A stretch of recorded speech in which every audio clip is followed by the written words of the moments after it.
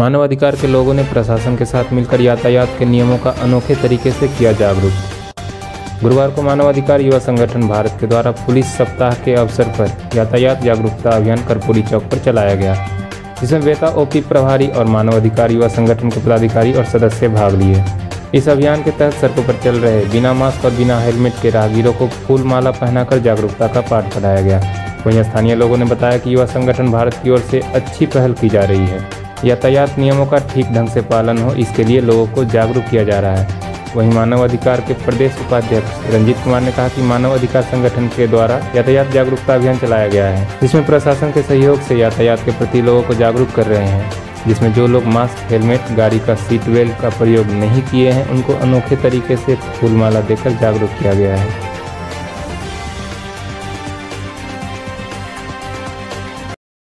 आज हमारे मानवाधिकार युवा संगठन भारत के दरभंगा इकाई की तरफ से यातायात जागरूकता अभियान का आयोजन किया गया, जिसमें हम सभी लोग कर्पूरी चौक पर आकर के प्रशासन के सहयोग से सभी लोगों में यातायात के प्रति जागरूकता अभियान चला रहे हैं, जिसमें जो लोग मास्क नहीं पहने हैं, जो लोग हेलमेट नहीं पहने हैं, जो लोग गाड़ी में सीट बेल्ट बांध के नहीं चल रहे हैं, यातायात नियम का उल्लंघन कर रहे हैं, वैसे लोगों को हाथ जोड़ करके निवेदन किया गया कि उसका पालन करें।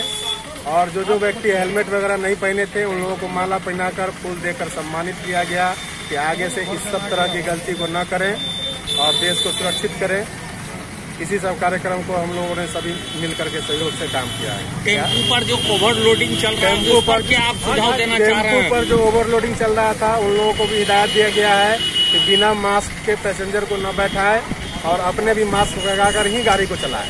वैसे सभी टेम्पू को रोक करके उन लोगों को बताया भी गया है, सभी को मास्क लगवाया भी गया है। आगे भी यह प्रयास हमारा संस्था